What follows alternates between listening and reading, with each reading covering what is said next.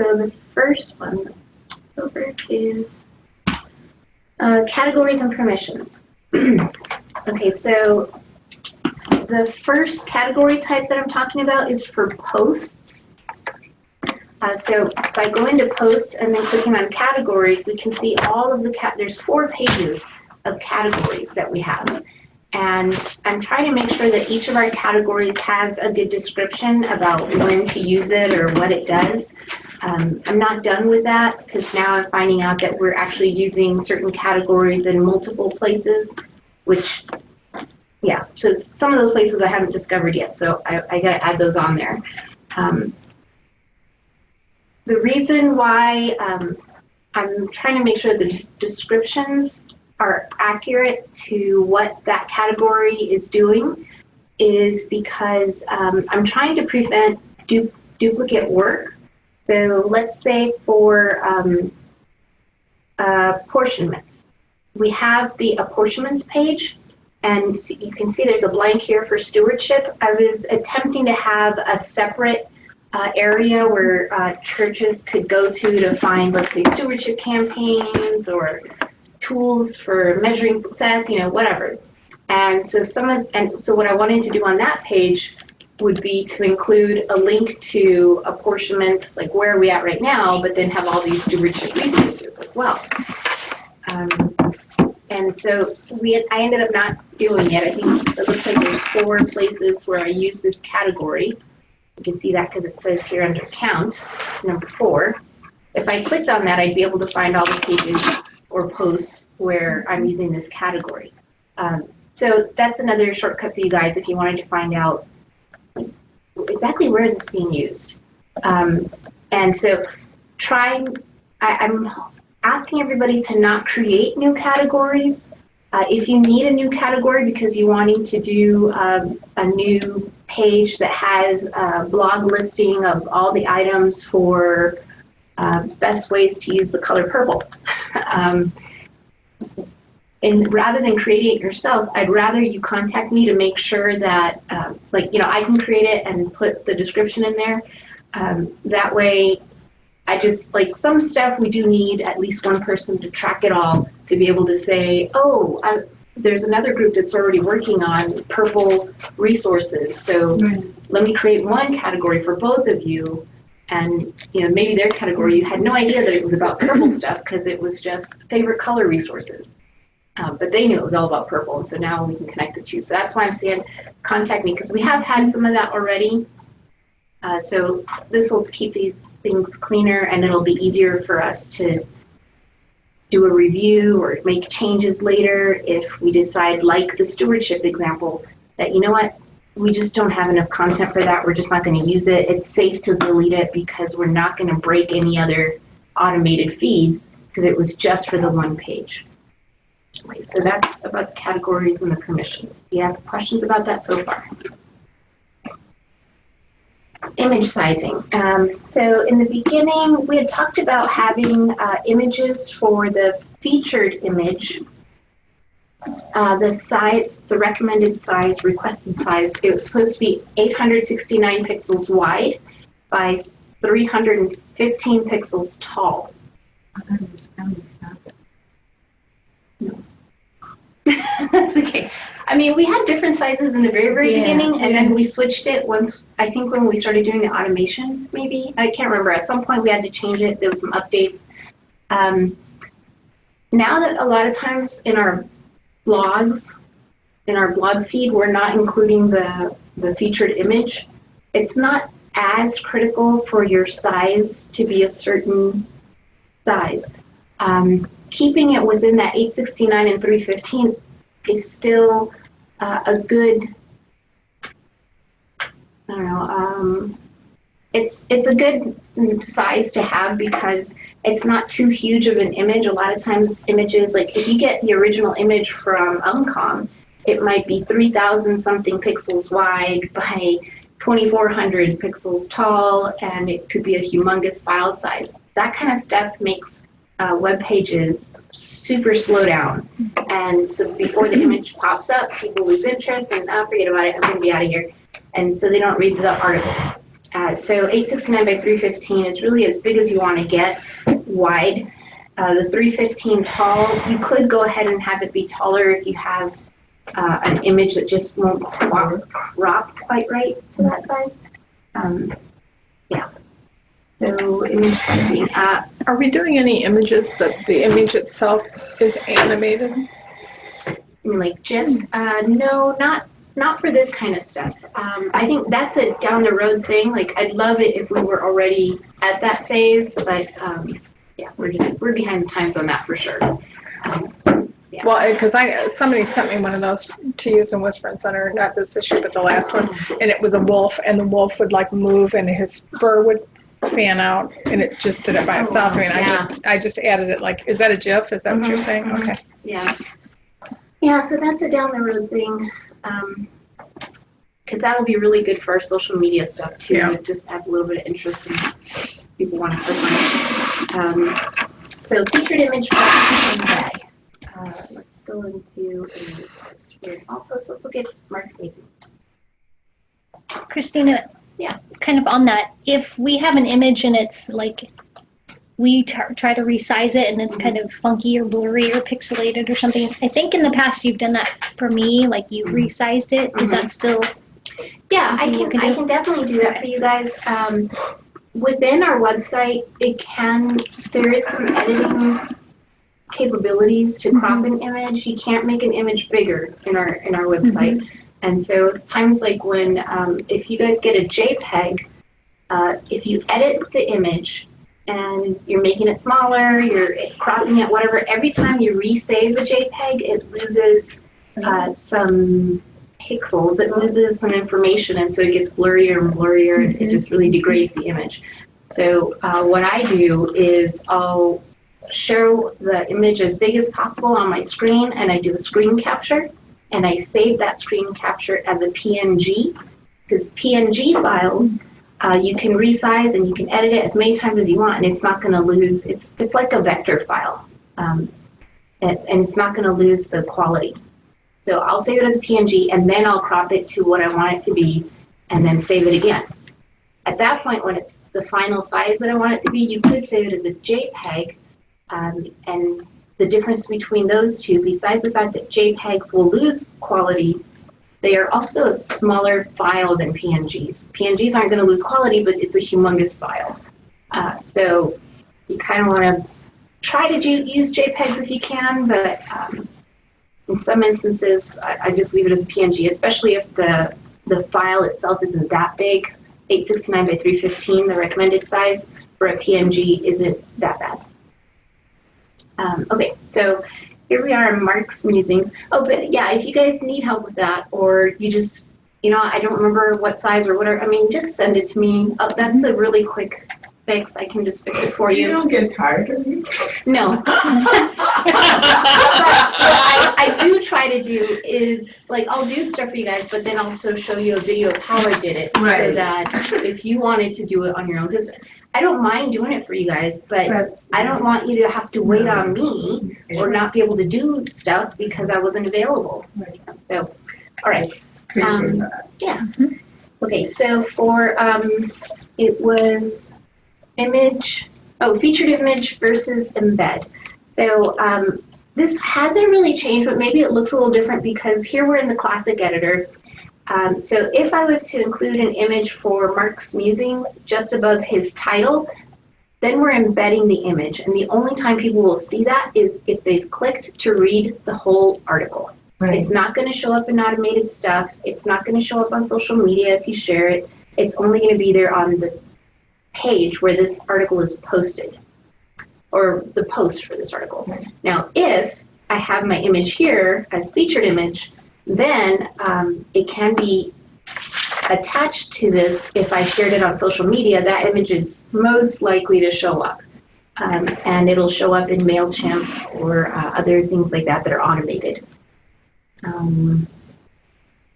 Sometimes, so I don't know if you guys had shut off the Yoast part, but here's the next step. So if you decided to turn it back on because you really want your post to be shareable for social media, you just need to go into the, no, it wasn't settings, it was here, the three little dots, and you can choose what things are going to be selected. See, these are the only ones that are check marked, so those are the ones that are going to be showing. I think that's good. Or maybe it was under options. That's where it is. So you click on options, and then you can select all the stuff you want to show on your editing side. This isn't what people that visit our website are going to see.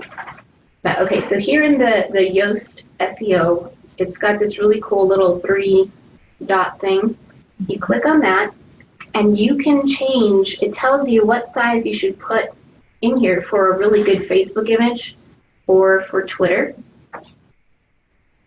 Here it is, 1024 by 512 for Twitter, and you can change the Twitter description. This is, you know, it would be great for any time that you guys have something that I know that my boss or whoever wrote this is going to want to share this on Facebook, or we have a Facebook group on this topic. You basically put in here the descriptions are what you would put here in the excerpt, except for Facebook, it might not make a difference, but you could at the end, after you have this excerpt in there, you could tell the person reading the Facebook thing what you want them to do. So it would be click here to read more, or sign up now, or share this with your friends. You know, any type of action. So social media stuff, we're not just telling them a little bit about what this is, we're telling them what to do. Go ahead. So unlike the feature, you can put a link in that. And you said click here. Well, no. So we're not going to put a link in there because it's already going to be linking to this article. You don't have to worry about linking it. Just put in what you want it to show. So you can have even a different image for Facebook if you want it versus this one that's already your featured item. And a different title if you want. If you leave them blank, it's going to go to the default, which is your excerpt and your article title. Okay. Oh, okay. Can we do slideshows? No. Not here, but we can do that through Facebook. I'll do a social media one later and show you because it's super easy. And you don't have to show me, because you know what's going to happen. Yeah. The answer to your question is yes, we can do the slideshows, but no, not through the website. On Twitter, does it tell you? It does not. So the Twitter description is the one where, you know, a lot of times our excerpts like this one is way too long. And actually, Gwen, this is too long even for a newsletter excerpt. This looks like your whole article. Which one is that? Wait, not I Gwen. didn't put the whole article in it. I thought I just did one piece. I think it was actually Part of the first thing. paragraph. Well, so maybe redo that. And so it'd be good to keep your excerpts to like 2 or 3 sentences max. And remember to always make sure you put in an excerpt. I can understand why you thought it was. I'm sorry. I was thinking that we were doing it yours, but I'm sorry. I'm so glad you had me come in and observe this. This is fun. So the Twitter descriptions just need to be way shorter than the Facebook descriptions. And I'm trying to remember how many characters. It's like 200 something, but I don't remember exactly. I can tell you later if you want. We could call Donald Trump. He could tell We us. could, yes. He knows. Okay. Do you want me to go back in and change that? Because I usually don't put those. Yeah, we'll go. Yeah, go back in there and change that. But let's go on with this so that our recording doesn't do that. All right. So, and I'm going to make some changes, but I won't save it. I'll just exit here. So for the next item, it's, Can we stop? Mhm. So the featured versus embedded, you said the featured is when it appears everywhere on previews and everything, but embedded is only on the page that it lives on, correct? Yes. Right. Okay. And then with the Facebook and Twitter, for Mhm. Bishop Bob, do I need to start paying attention to that? Because I haven't never did anything with that stuff either. I haven't Right, yeah. been doing that. no, I know. And so we're Okay. moving on to like trying to get even better at this stuff so that when we share stuff, it's going to do exactly what we want it to do. So on Bishop Bob's, for example, he posts his whole article post on his Facebook profile on his Facebook. Right. So, But he's had trouble with it a lot lately. oh, really? Mhm. Okay. So I don't know that he's ever, I'm just saying, in the future, there might be a time where, let's say if he ever became like crazy, not crazy, I should say crazy. If he ever became like super involved in or passionate about endorsing something or asking people, get out and vote or sign this letter. Stop! Yes, okay, got it. Very passionate. That's when Passionate, that's what you could, the social media shares for this now could be that so much more powerful than just the first few lines of his, friends, siblings. Got it, okay. It could say, just write down to exactly what he wants them to do, Okay. and then they click the article to read more. So is this linked to his personal Facebook page? No. All this stuff is just for our conference stuff. So right now, though, I'm not doing that either for his stuff. right, yeah, I do that. I'll share Okay. his stuff. Okay. Occasionally he doesn't tell me that he posted something, so then I don't, because I didn't know it happened. But the plan is that I share from his post to the conference. So right now, when we do posts for our DSs, they get posted automatically? No, right now all that happens is your district newsletters get shared automatically. Okay. So if we want to have their articles shared, then we need to go in and do this stuff. Yeah, because that is the next, that's just going to be the later part of today. We are going to go over a little bit of social media stuff. So with this part, it's just one of the things that, it'd be great if you already know that there is a call to action here. Put that in the little description part for social media, and then when I share it, it's going to include exactly what you needed it to say. Okay, if there isn't a specific, it's just, here's this week's musings or whatever, then you don't have to worry about it. Okay. So image versus embed. Image placement, yes. Okay. So when you want to, where would you want me to put an image for this paragraph? Before or after the paragraph? To the left, to the right, above it, below it? I was trying to put one, like, third. It didn't work. So that it shows up Not on on the here. first paragraph. Let's do it on the second paragraph. Just because. Like here? But does the placement where you place it on this matter if the article is fed elsewhere, like to Facebook, where the image will pop up or not pop up? No, that doesn't have anything to do with it. Okay. This is just where it's going to show on this article post. Okay.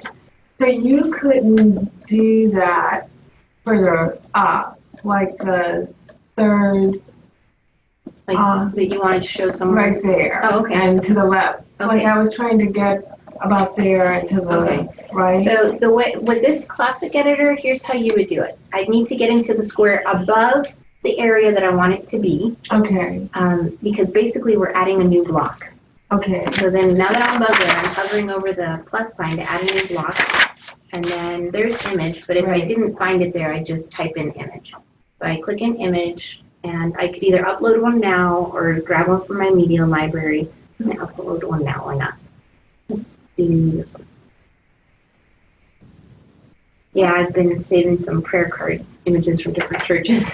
Okay, so there's my image, and I don't want it to be there. I want it to be for this paragraph to wrap around it. Right. So up here, every time you're in different sections, you get different options. So I'm in pick image block, so I've got all sorts of settings here for my image, but I also have some quick links here. So this one is the align left, or I can center it or align right. Okay. And then I didn't want it to be that big, so I can either, choose one of these to go by percentage. I love Okay. that. That is so neat to have those Yeah. percentages instead of having to change those numbers now. Oh, wow. Or you could go, like if you know that, I want it to be full size, not a percentage, then you select full size. So you can play around with it. Yeah. And then the alt text, we talked about this a while back. Don't forget to fill that in so that if the image breaks or somebody that is using visually impaired software, the image, the alt text is what they will hear about this image. So here it would be prayer card example image, maybe. And then if they were going to be able to click here to register or click here to fill it out or whatever, any type of links for that, here it is, link to, and then we can put your custom URL or, whatever. Okay. And that's putting an automatic margin around the image compared to the text. Mm-hmm. Do you have control over how wide that image margin is? We used to, but I don't know that. Let's see here. Maybe. I don't know how. I just clicked on the pencil to see what editing options we have on here. I don't see the. Okay. Let's check the image again.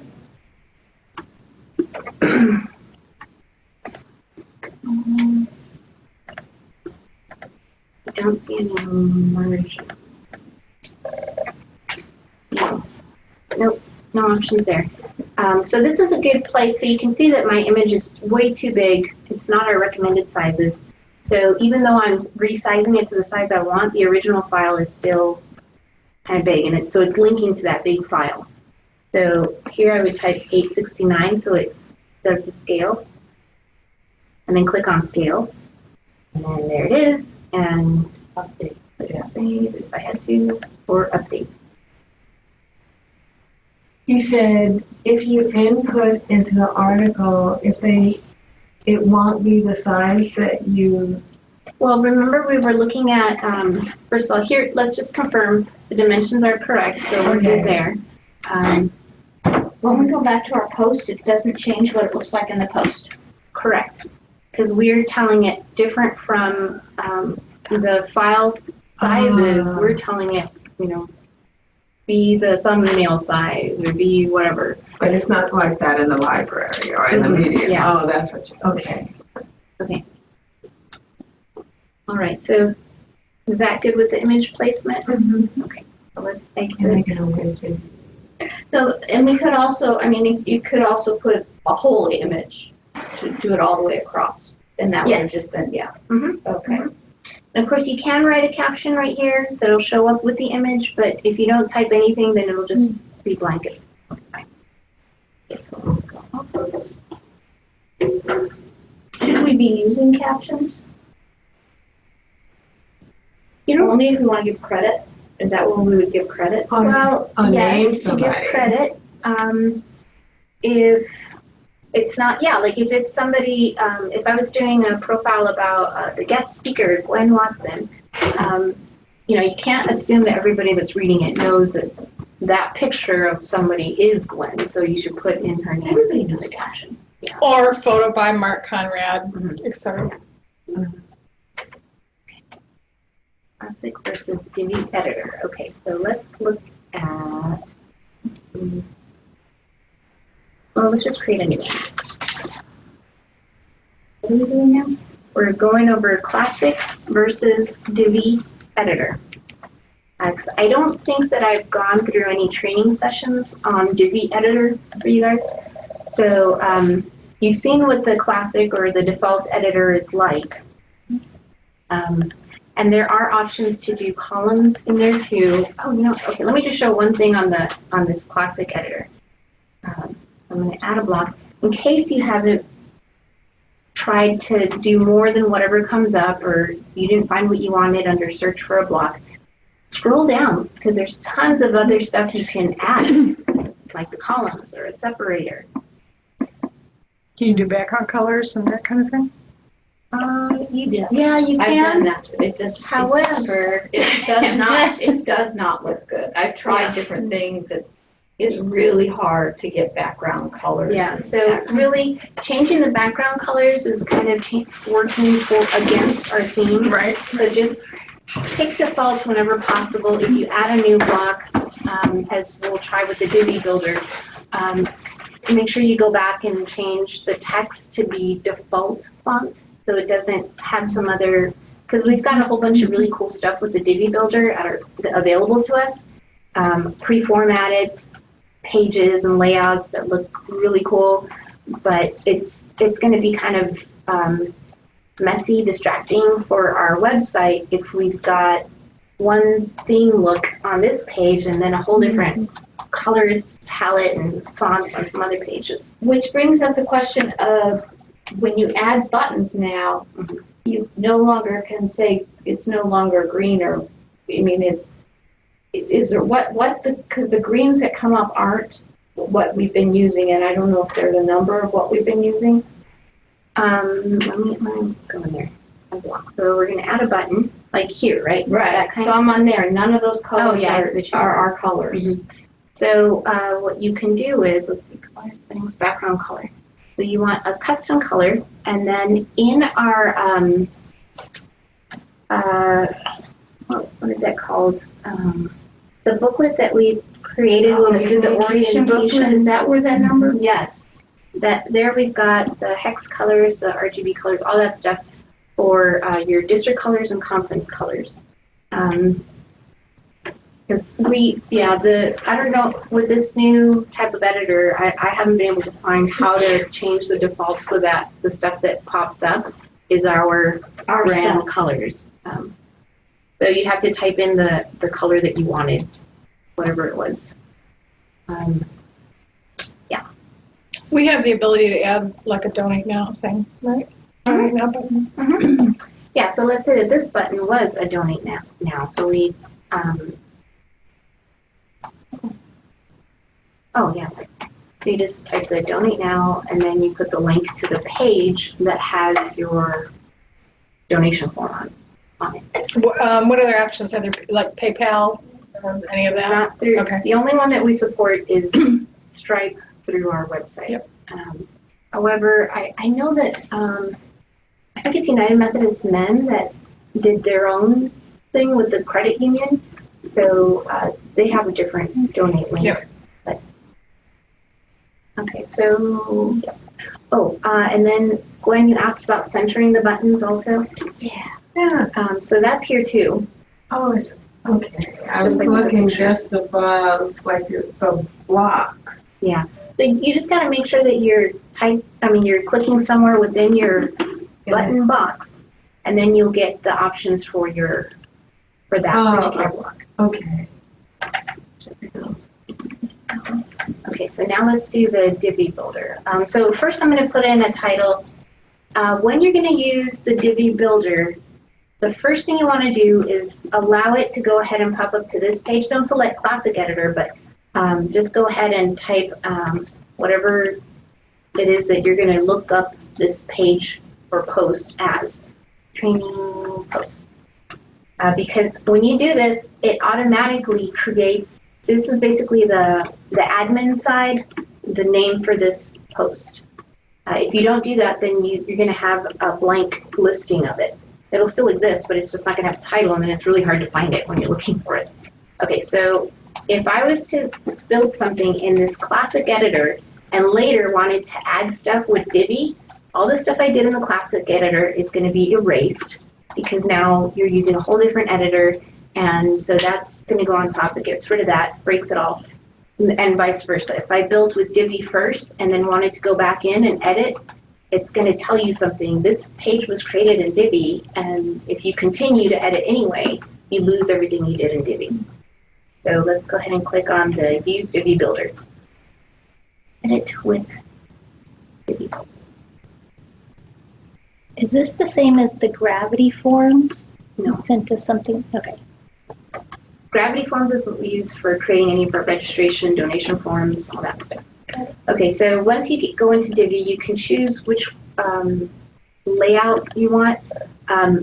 In your guys' case, probably you'll just use the Start Building, because I don't know. I mean, if you ever have something like, oh no, we're creating a whole new page for this topic where it's going to have resources and it's going to have this and that and tons of stuff, then you might want to look at those pre-made layouts to try to imagine how your page could look, and then you just edit stuff out. But in this, I think most of the time you probably maybe would have 2 or 3 types of content on a post or page that you create, and it's going to be much easier just to start with a blank slate. You don't have to delete a whole bunch of stuff. Okay, so oh wow, look at that! It kept my button. That's weird. It's been keeping more things. When you said that, I didn't want to say anything, but I've noticed sometimes it will switch back and forth between the two without losing Nice. everything now. That's cool. Okay, so here we are in Divi, and Divi allows you to edit in two ways. This way, where it looks like the website, this is called the front end. But if you wanted to edit this through the back end, which is sometimes easier because you can really see what do you have on this page.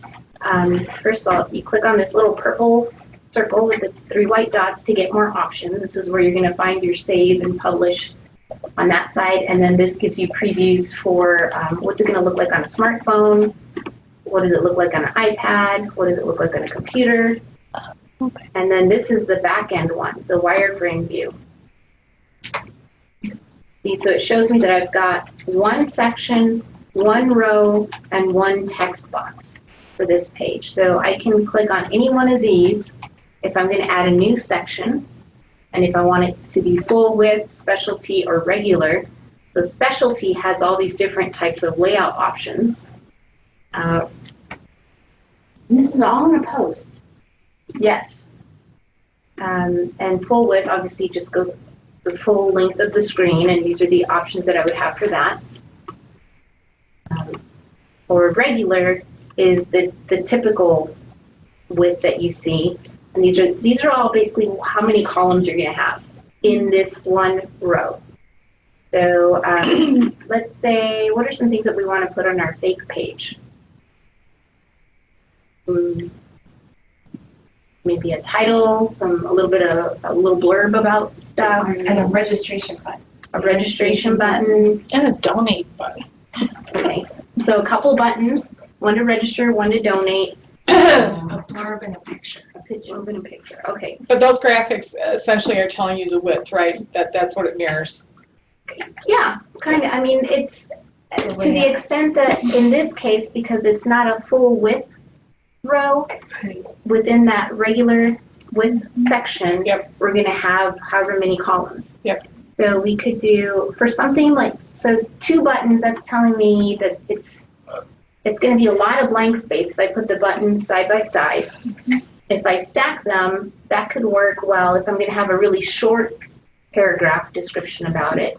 What else did we say we were going to do? Oh, and a picture. So that's one. So I would imagine that the picture is probably going to be about the same size as the little paragraph, or maybe the picture is going to be a big, huge header image. So depending on what your image looks like, you've got to be thinking about, okay, how can I crop this so it fills the page nicely, ideally, so that people don't have to scroll down to see everything. Yeah, so let's go with an image that's full. It's actually not full width, it's the regular section. And we'll just pick image, and click add image. And let's just go with, let's see how now. And this one is, yeah, that's really big. So we would need to edit this. I'm not going to edit it because I don't know who's using it for what. But remember, it needs to be 869 by 315 pixels. Okay, so we'll select that one.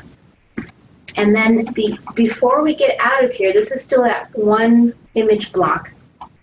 By adding text to the admin label, it's going to make it so much easier for us to edit later on to find what we're looking for. Okay, so now I can either click and drag this guy, see the up and down side arrows. I can move this to different areas. Can we go back to how we added that name? Guy image? Yeah. That's in the admin label. This is always going to be at the very bottom, whatever types of options, because this is whatever type of block. Way at the bottom is the admin label, and only you or whoever's editing, only the editors will see what these admin labels are. And if we wanted this picture to be linked to something, this is where we would add the link. Let's go ahead and put that one in there.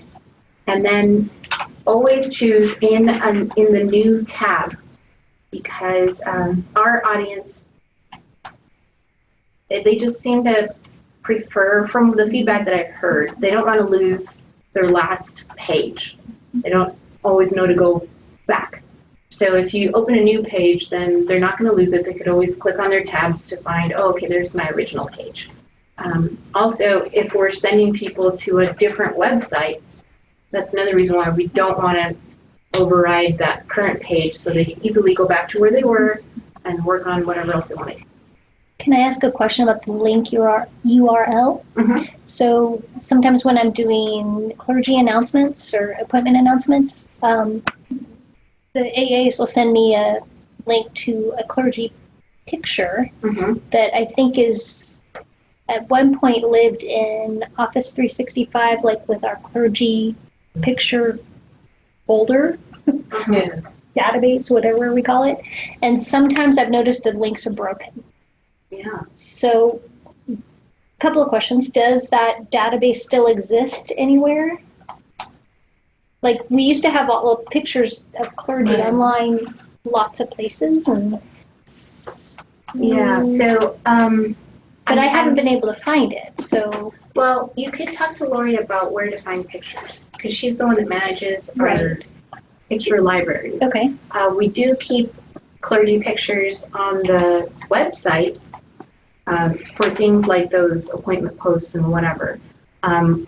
If you were to use images like a link to our Office 365 files Mhm. onto the website, you're always going to have a broken link unless it's you looking at the image yourself. It might work that way, but anybody else, they're not going to have access to our Office 365 files. So, But is that where you guys I pull mine off the From- website. The links that I give you are links from the website. Okay. And Dan often takes pictures, Right. and because he usually sends me the picture. so when you get the pictures from Dan, what do you do with it? I just You just put it in the email Forward and send it to me, yeah. To Julie? to do. So when I send you those links, you can't get at the image? Sometimes I can't. The links are broken.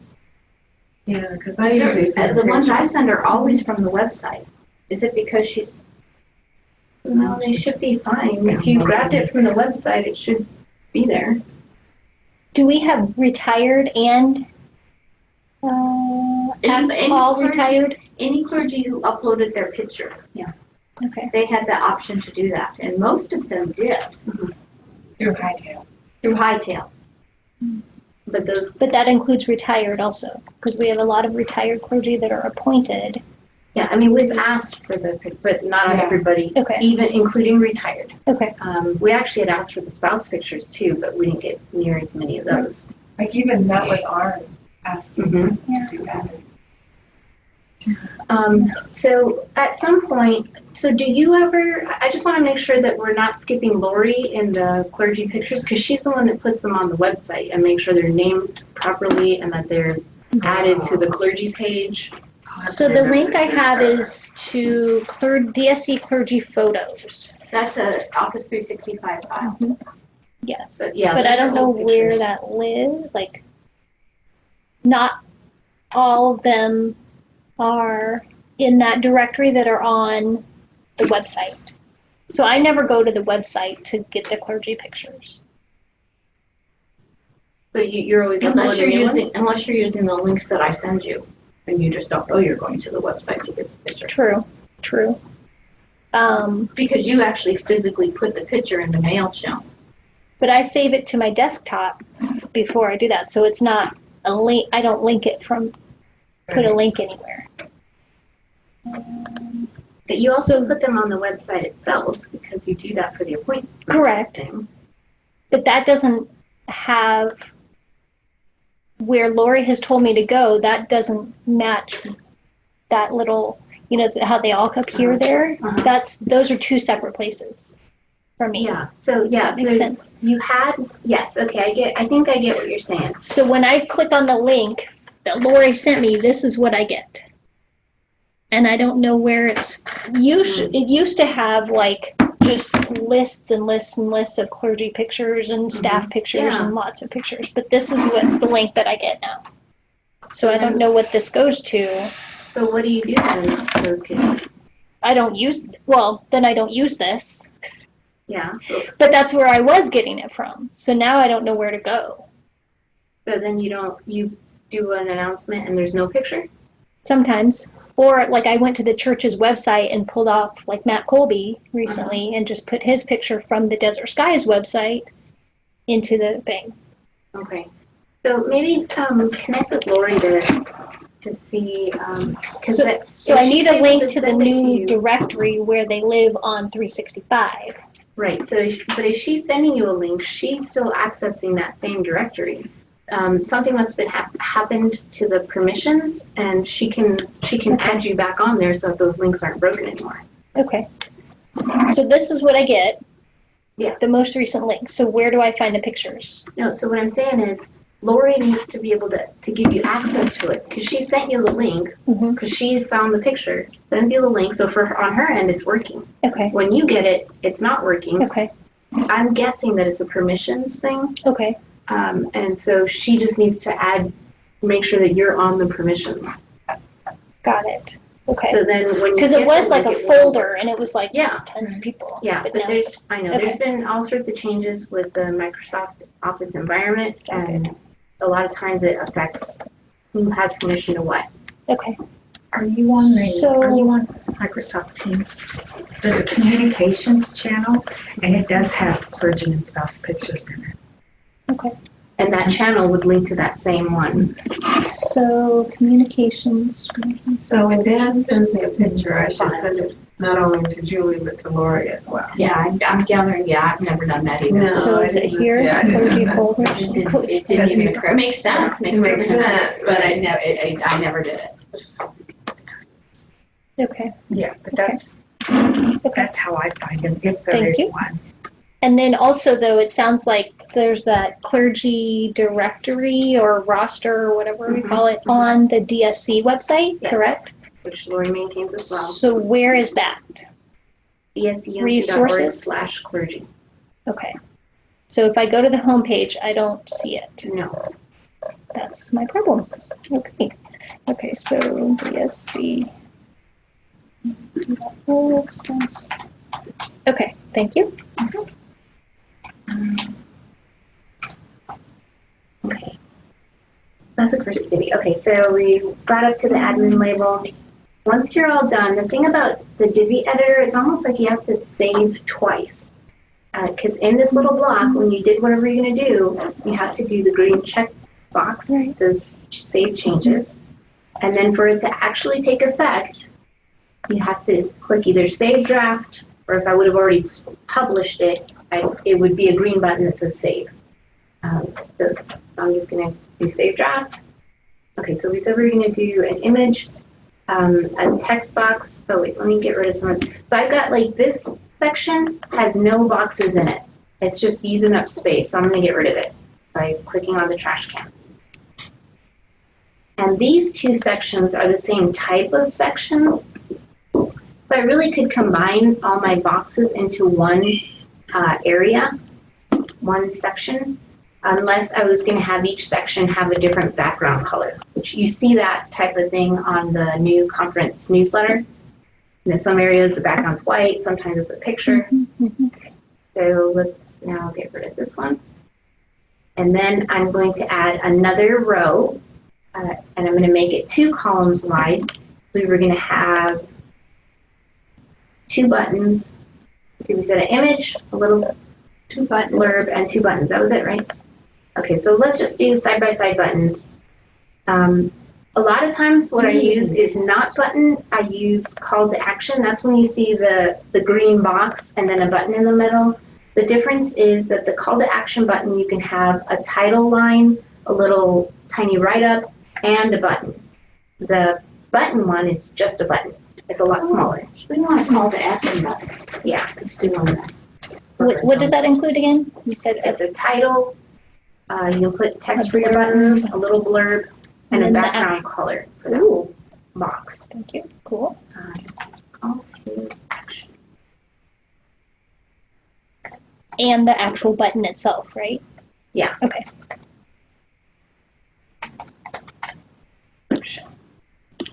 And I'm just going to put a fake link in there just so that we can see that it's going to work. And then So make sure also that your button link is going to go to a new tab. And now, the other cool thing that you have, so the difference between button link URL and module link URL, I've been calling these blocks because that's what the Gutenberg editor is like, but really in Divi they're modules. You can still call them blocks. Just know that this allows us to have two links. One for that button that you click on will go to one area, or if you want the whole green box to be a link so that people don't have to click exactly on the button, anything where they click on in that green color is going to take them to where you want them to go. So you could have a different URL or have the same URL, wherever you want to do. I'm not going to put one, but then, so if we did put one in there, then you've got to make sure to say in a new tab. And then don't forget your admin label. Call to action. I'm just putting call to action just because. But you could put it whatever it was going to be. If that's going to be the donation, then title it donation. On this side, we'll put a regular button so we can see the difference. So see, there's a lot less options. All I can put on there is the button text. I'm going to put donate, /donate, new tab, and this is my donate. Check mark, and I'm going to save this draft. Sometimes it does like a pre-save when you're done. I don't trust it. I always click save afterwards because sure enough, if I was to exit the Visual Builder right now, it would say something, there's changes that you made that you haven't saved. Do you really want to leave? Okay, so now I'm just going to go to the desktop view so I can preview what it looks like. I did have my text box, but I forgot to add text, so that's why you don't see it here. And this is our old donate button that carried over from the other spot. But see, so we've got our new donate button and our call to action box with a donate button. So I'm going to delete that guy. And by hovering over these different areas, you can kind of get a glimpse for, is this a section? Is this a small item? And if I click on anywhere, let's say I click on this picture, these new items that pop up, that's like the back end editing for that specific module, that block. So if I click on the little gear, I can edit those settings for it again. Same thing here. There's my little block, and I can change it to be something else. Okay. All right. Questions about Classic versus Divi? Oh, you know what? Before we go to questions, let me show you something. So, okay, once I was all done, then I usually click on Exit Visual Builder, just because for me, this is my fail-safe that lets me know without a doubt everything I did is saved, because I didn't get a warning telling me that you're about to leave and you have some unsaved content. So now that I know it's all done and I can see what it would look like for somebody else, I'm happy with it, I guess. And now we're going to look at a list of posts so that you can tell right away, so you don't ruin somebody's post, how it was edited or created and how you should now edit it. So here it says Divi, so instead of clicking edit or quick edit, you would click edit with Divi. If it's Divi, keep it Divi, or you could lose your content. That happens a lot. Seriously. If we lost the UMW website. it doesn't say draft Divi or Divi, I can just go to quick edit, right? Yep. Well, quick or edit, yeah, depending on what I want to do. Yes. So that's a great item to mention. So quick edit would make it, I could actually do quick edit for this too. Let's see, which is the one that I just did, this one. Because maybe it wasn't like, oh no, I saved it under Divi and I forgot to go in and change the author. So things like that, that's not really part of the post, it's just things like the categories, I gotta add that, I gotta change who the author is. All that you can do in quick edit and update it and it'll be fine. Okay. Or if you needed to change the URL, the slug is what, like, so in this case, it would populate eventually to being training-post and include whatever the previous, like the month information, and I can't remember what else it normally says in the URL. But the slug is just the final piece of that URL. So if I wanted it to be just training and not training post, then I could type that in the slug and it'll overwrite the automatic title slug. Okay, so I can click on update and then it's all good. So is it like to assume then like some of the ones that don't say Divi, they're built and edited in Classic? Yes. Is that correct? Okay. Mhm. So those I could just click on edit if I want to change something in the article itself. Okay. You said slug. What is slug? I mean, you can It's ignore like it. slash blah blah blah blah. Yeah, it's part of the URL, part of the address for it. So like if I had originally generated something saying connection on corner, but actually I wanted it to be something else, I could change that URL there. Yes. Okay. And then let's just go in here and do it. Because Like, if you change the title, it doesn't change the URL. correct. Right. Once you create the title, that stays with it forever and ever. Unless you went in and Change changed the slug. Okay. So I just changed this slug to training. Mm-hmm.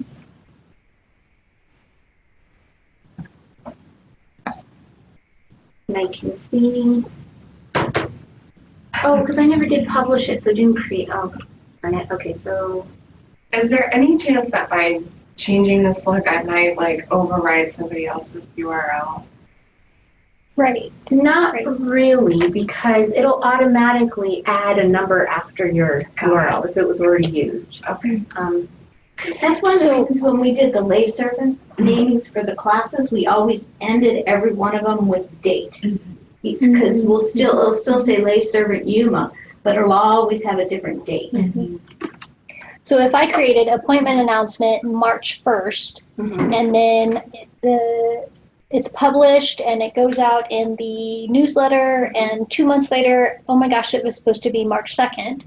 Mhm. If I go back and change the slug or under the permalink, because it's already kind of linked in different places, does that then break the link?